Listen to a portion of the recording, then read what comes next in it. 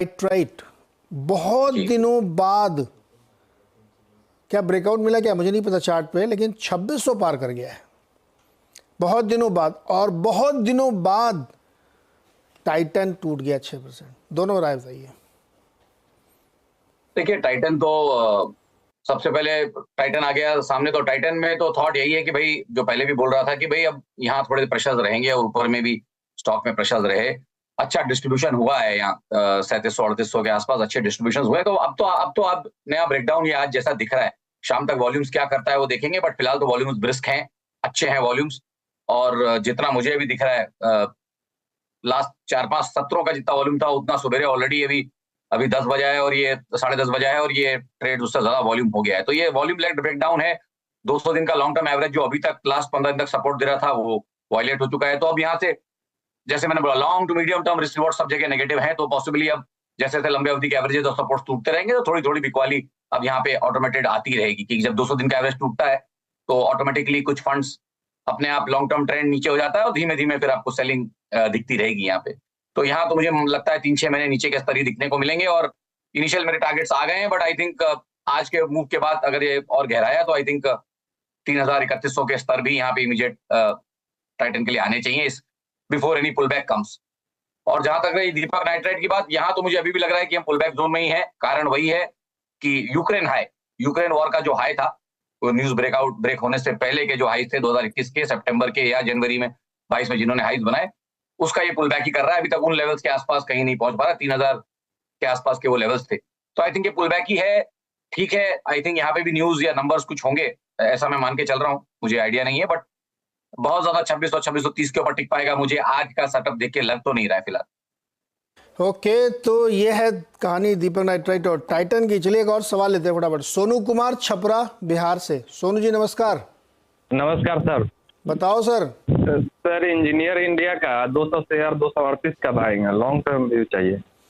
238 का बाइंग और long term का व्यू चाहिए। बताइए भाई सरवेंद्र जी, इंजीनियर्स इंडिया लॉन्ग टर्म के लिए। देखिए लॉन्ग टर्म तो स्टॉक सही है, बट वही है कि अब टाइमिंग इनकी एंट्री थोड़ी सी ऊपर के लेवल्स पे है। ये जो लास्ट 10-12-15 महीनों की जो रेंज है उसके अपर एंड पे ये आए हुए हैं। तो थॉट यही कि भाई फिलहाल बने रहे। अगर लॉन्ग टर्म का ध्यान है तो बने रहे, मैं इनको यही बोलूंगा। ओके, लॉन्ग टर्म के लिए तो बने रहिए भैया सोनू जी, कोई दिक्कत नहीं, कोई चिंता नहीं। और स्टॉक बड़े मजबूत ट्रेंड में दिख रहा है। अगला सवाल है पीयूष पाटीदार का, डूंगरपुर राजस्थान से। पीयूष जी नमस्कार सर। नमस्ते सर, पीयूष पाटीदार बोल रहा हूँ सर। Good morning sir. जी बताइए सर। सर मेरे पास अडानी विल के शेयर पड़े सर। किसके? अडानी विलमर। अडानी विलमर के। ओके हाँ सर, 248 पर है सर शेयर। 248 सर शेयर पड़े मेरे पास। 248 पे कि 348 पे? नहीं, 248 शेयर पड़े और 358 प्राइस है सर उसकी। ओके, तो सर इसमें होल्ड करूँ या सर बाय करूँ? सर जी अडानी विलमर में होल्ड करें क्या आप पाटीदार जी?